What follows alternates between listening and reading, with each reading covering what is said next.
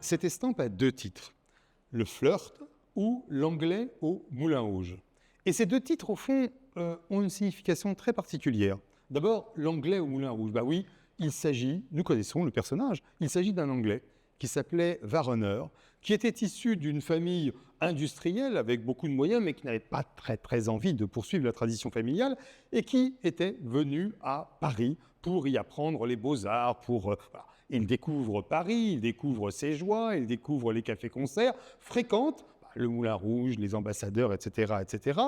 Et puis, à un moment donné de sa vie, eh bien, il est obligé de rentrer en Angleterre pour quand même s'occuper des affaires familiales. Bien que, en réalité, c'était un peintre de talent. Et puis, le deuxième titre de cette estampe, c'est le flirt. Et là, le sens est extrêmement intéressant à décrypter. Pourquoi? Parce que nous voyons un homme qui est entièrement revêtu ici d'une couleur, on va dire, aubergine, alors que dans les études préparatoires, eh bien, il est en réalité peint plutôt dans une couleur bleue, face à deux femmes, mais en réalité, on peut se poser la question, le flirt, mais de ce flirt, de cette mécanique de la séduction, qui sortira vainqueur et qui sortira vaincu? Lorsque l'on regarde l'image, et c'est ça qui fait tout le poids de toute la préciosité de cette estampe, eh bien, ce n'est pas du tout évident. Est-ce que le rouge